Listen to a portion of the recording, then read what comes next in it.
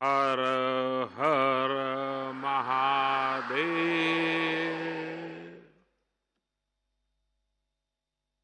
उत्तर प्रदेश के लोकप्रिय मुख्यमंत्री श्रीमान योगी आदित्यनाथ जी, मंच पर उपस्थित सभी महानुभाव, काशी सांसद सांस्कृतिक महोत्सव के सभी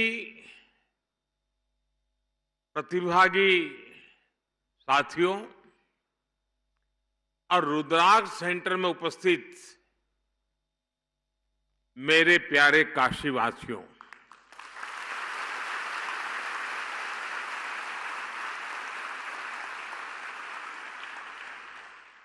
बाबा के आशीर्वाद से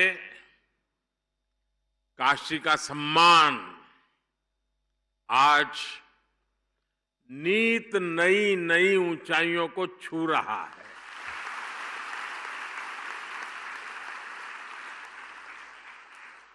G20 समिट के जरिए भारत ने पूरी दुनिया में अपना झंडा गाड़ा है, लेकिन उसमें काशी की चर्चा विशेष है।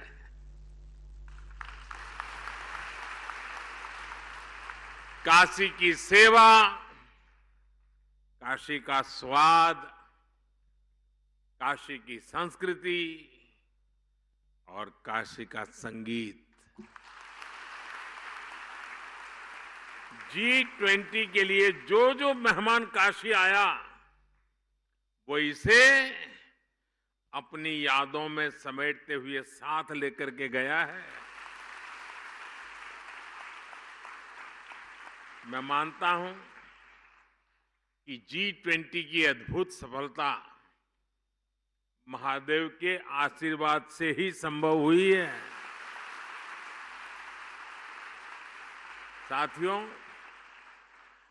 बाबा की कृपा से काशी अब विकास के ऐसे आयाम गढ़ रही है जो अभूतपूर्व है। आपको भी लगता है ना? आप बोलेंगे तो पता चलेगा।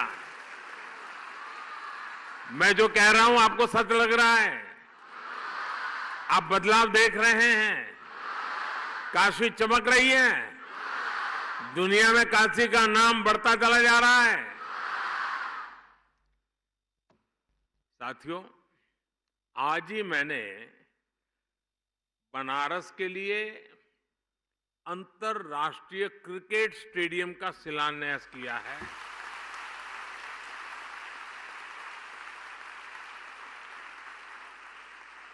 और अभी अभी मुझे यूपी के 16 अटल आवासीय विद्यालयों के लोकार्पण का अवसर भी मिला है।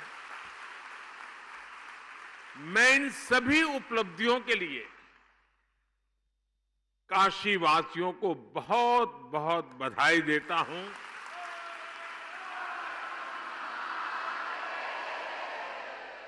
उत्तर प्रदेश के लोगों को बधाई देता हूं।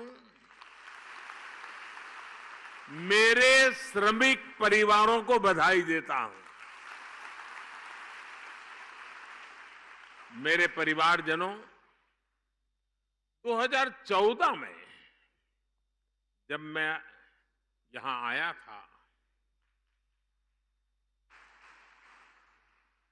तो मैंने जिस काशी की कल्पना की थी, विकास और विरासत का वो सपना अब धीरे धीरे साकार हो रहा है।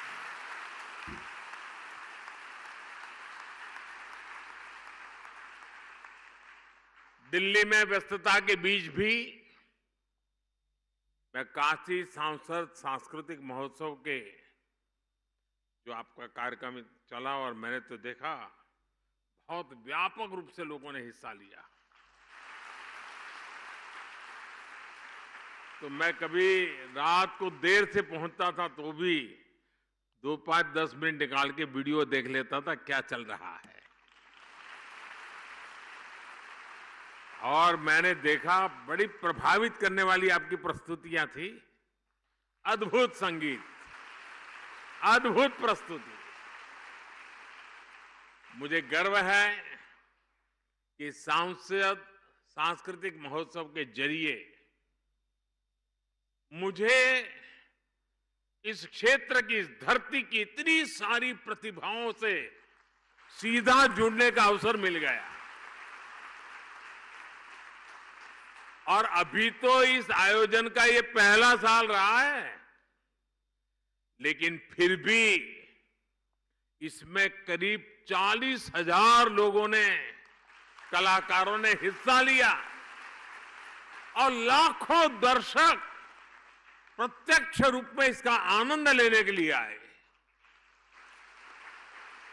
मुझे विश्वास है बनारस के लोगों के प्रयास से आने वाले वर्षों में यह सांस्कृतिक महोत्सव अपने आप में काशी की एक अलग पहचान बनने वाला है।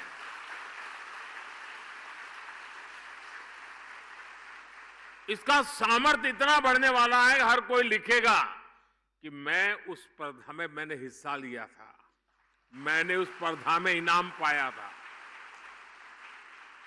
और दुनिया भी पूछेगी अच्छा उसमें आप नंबर लाए थे, तो आ जाइए, आपके इंटरव्यू की जरूरत नहीं है, ये होने वाला है।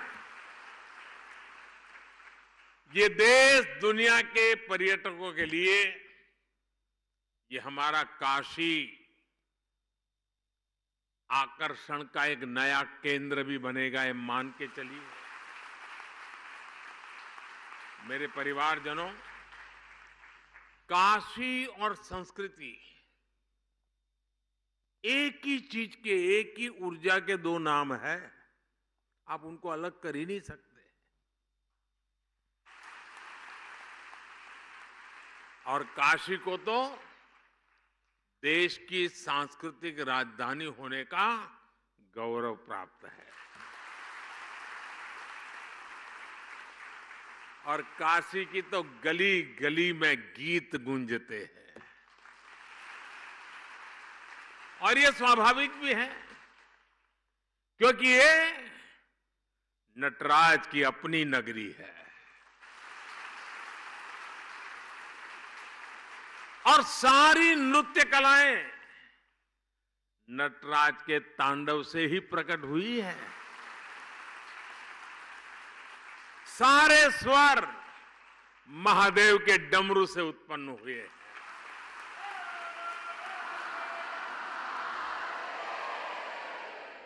सारी विधाओं ने बाबा के विचारों से जन्म लिया है। इन्हीं कलाओं और विधाओं को भरत मुनि जैसे आदि आचार्यों ने व्यवस्थित और विकसित किया।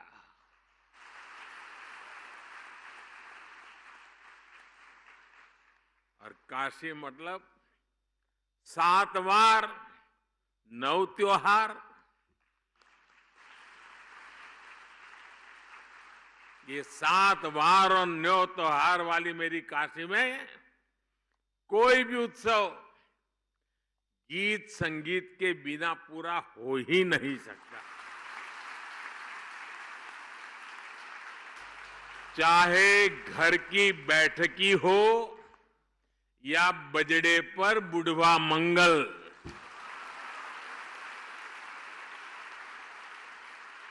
भरत मिलाप हो या नाग नथैया, संकट मोचन का संगीत समारोह हो या देव दीपावली पर यहां सब कुछ सुरों में समाया हुआ है। साथियों, काशी में शास्त्रीय संगीत की जितनी गौरवशाली परंपरा है, उतने ही अद्भुत यहां के लोकगीत भी है। यहां तबला भी है, यहां शहनाई और सितार भी है, यहां सारंगी के सुर भी है और यहां वीणा का वादन भी है। ख्याल, ठुमरी, दादरा, चेती और कजरी जैसी कितनी ही विधाओं को बनारस ने सदियों से सहेज कर रखा है। पीढ़ी दर पीढ़ी परिवारों ने, गुरु शिष्य परंपराओं ने भारत की इस मधुर आत्मा को जीवित बनाए रखा। बनारस का तेलिया घराना, पियरी घराना, रामापुरा कबीर चौरा मोहल्ले के संगीतज्ञ, ये विरासत अपने आप में कितनी समृद्ध रही है। बनारस के ऐसे कितने ही कलाकार हैं जिन्होंने पूरे विश्व में अपनी छाप छोड़ी है। मैं सबके नाम लेना शुरू करूंगा तो शायद कितने दिन निकल जाएं। कितने ही विश्व प्रसिद्ध नाम यहां अभी हमारे सामने उपस्थित है। मेरा सौभाग्य है कि मुझे बनारस के ऐसे कई सांस्कृतिक आचार्यों से मिलने का, उनके साथ समय बिताने का सौभाग्य मिला है। साथियों, आज यहां काशी सांसद खेल प्रतियोगिता के पोर्टल को भी लॉन्च किया गया है। सांसद खेल प्रतियोगिता हो, सांसद सांस्कृतिक महोत्सव हो, काशी में नई परंपराओं की ये तो शुरुआत है। अब यहां काशी सांसद ज्ञान प्रतियोगिता का भी आयोजन किया जाएगा।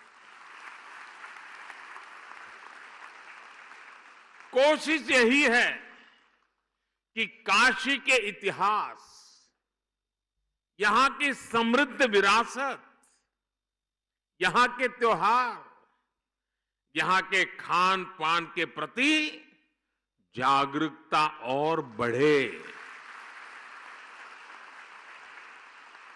सांसद ज्ञान प्रतियोगिता भी बनारस के शहरी और ग्रामीण इलाकों में अलग अलग स्तर पर आयोजित की जाएगी।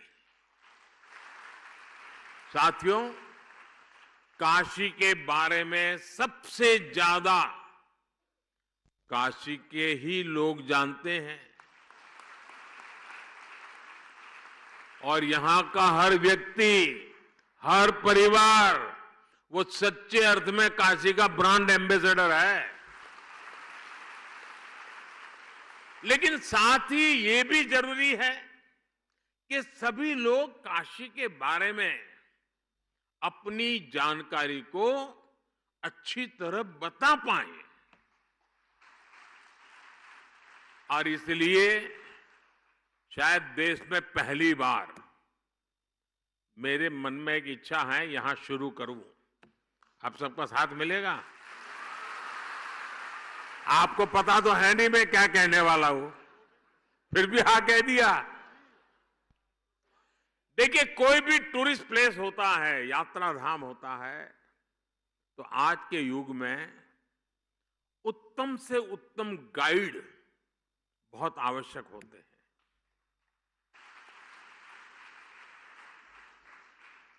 और गाइड प्रतिभावान हो, जानकारियों के संबंध में परफेक्ट हो, गोलमोल नहीं, ये 200 साल है, दूसरा बोलेगा 250 साल पुराना है, तीसरा बोलेगा 300 साल पुराना है, ऐसा नहीं। वो 240 बोलेगा मतलब 240। ये ताकत काशी में होनी चाहिए। और आजकल टूरिस्ट गाइड ये भी एक बहुत बड़ा रोजगार बन रहा है, क्योंकि जो टूरिस्ट आता है वो सब चीजें समझना चाहता है। और टूरिस्ट को, गाइड को पैसे भी देना चाहता है।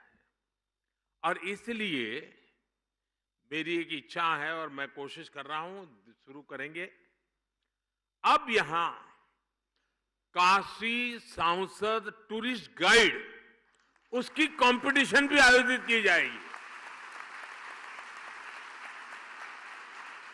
आप गाइड बनकर के आइए, लोगों को समझाइए एक एक जगह का विषय में और इनाम पाइए। उसके कारण लोगों को पता चलेगा कि इस शहर में गाइड का एक कल्चर बन रहा है। और मुझे ये काम इसलिए करना है कि मैं चाहता हूं मेरी काशी का दुनिया में डंका बजना चाहिए।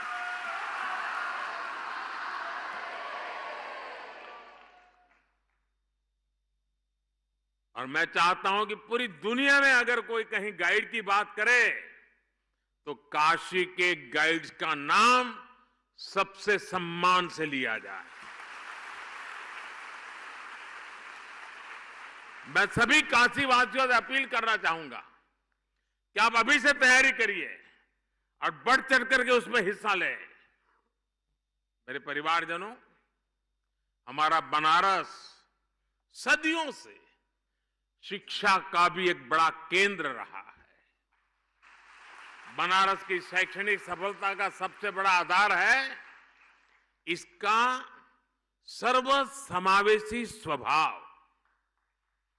देश और दुनिया के कोने कोने से आकर लोग यहां पढ़ाई करते हैं। आज भी दुनिया के कितने ही देशों से लोग यहां संस्कृत सीखने आते हैं, ज्ञान लेने आते हैं। आज हमने इसी भावना को केंद्र में रखकर यहां से अटल आवासीय विद्यालयों का शुभारंभ किया है। आज जिन अटल आवासीय विद्यालयों का लोकार्पण हुआ है, उन पर करीब 1100 करोड़ रुपए खर्च किए गए हैं। और ये स्कूल, इतने भव्य स्कूल, हमारे श्रमिक, हमारे यहां मजदूरी करने वाले जो लोग हैं और समाज के जो सबसे कमजोर वर्ग हैं, उनके बेटे बेटियों के लिए किया गया काम है। और इससे उनको अच्छी शिक्षा मिलेगी, संस्कार मिलेंगे, आधुनिकतम शिक्षा मिलेगी। जिन लोगों की कोरोना में दुखद मृत्यु हो गई, उनके बच्चों को भी इन आवासीय विद्यालयों में निःशुल्क पढ़ाया जाएगा। मुझे बताया गया है कि इन स्कूलों में कोर्स के साथ साथ संगीत, कला, क्राफ्ट, कंप्यूटर और स्पोर्ट्स के लिए भी शिक्षक होंगे। यानी गरीब के बच्चे भी अब अच्छी से अच्छी पढ़ाई का, सर्वांगीण शिक्षा का सपना पूरा कर पाएंगे। और केंद्र सरकार की ओर से हमने इसी तरह जनजातीय समाज के बच्चों के लिए एकलव्य आवासीय स्कूल बनाए हैं। नई राष्ट्रीय शिक्षा नीति के जरिए हमने शिक्षा व्यवस्था की पुरानी सोच को भी बदला है। अब हमारे स्कूल्स आधुनिक बन रहे हैं, क्लासेस स्मार्ट हो रही हैं। भारत सरकार ने देश के हजारों स्कूलों को आधुनिक बनाने के लिए पीएम श्री अभियान भी शुरू किया है। इस अभियान के तहत देश के हजारों स्कूलों को मॉडर्न टेक्नोलॉजी से लैस किया जा रहा है। साथियों, काशी में सांसद के तौर पर जो भी नए कार्यक्रम शुरू हो रहे हैं, उन सभी में मुझे आपका भरपूर सहयोग मिल रहा है।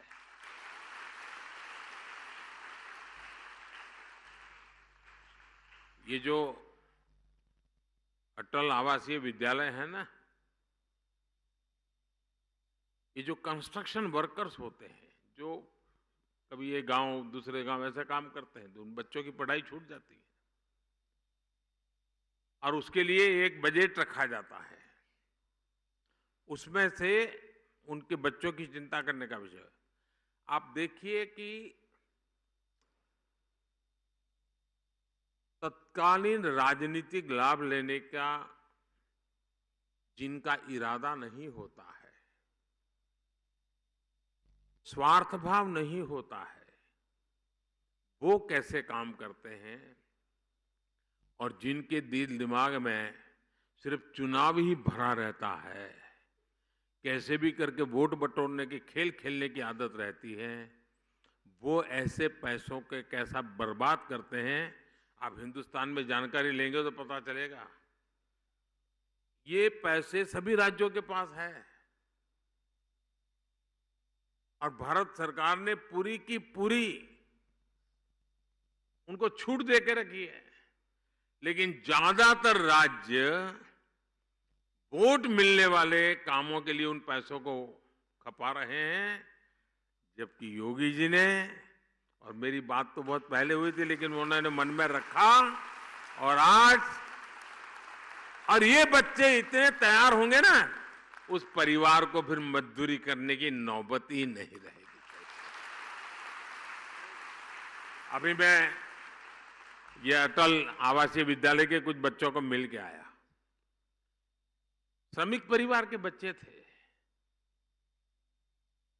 पक्का घर भी कभी देखा नहीं था, लेकिन इतने कम समय में जो आत्मविश्वास मैंने उनका देखा, मैं उनके सभी टीचर्स को भी बधाई देता हूं।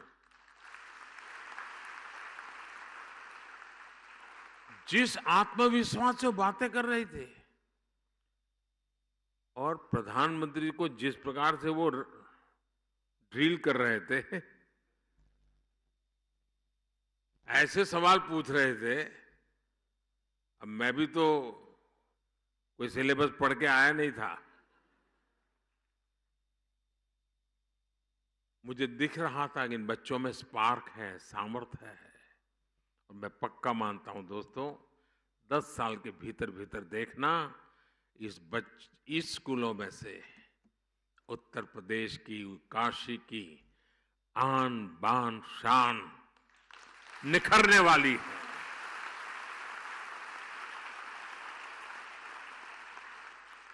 मेरे प्यारे काशीवासियों, मुझ पर आपके आशीर्वाद ऐसे ही बनाए रखिए।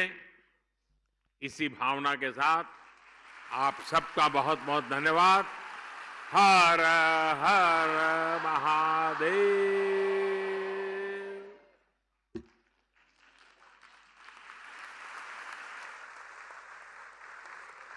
बहुत बहुत धन्यवाद माननीय, आपके प्रेरणादायी उद्बोधन ने हम सबको एक नई ऊर्जा दी है, और हम माननीय प्रधानमंत्री जी और सभी सम्मानित अतिथियों से अनुरोध करेंगे कि सभागार में जाकर अपना स्थान ग्रहण करें, जिससे मंच को सांस्कृतिक प्रस्तुतियों के अनुकूल तैयार किया जा सके।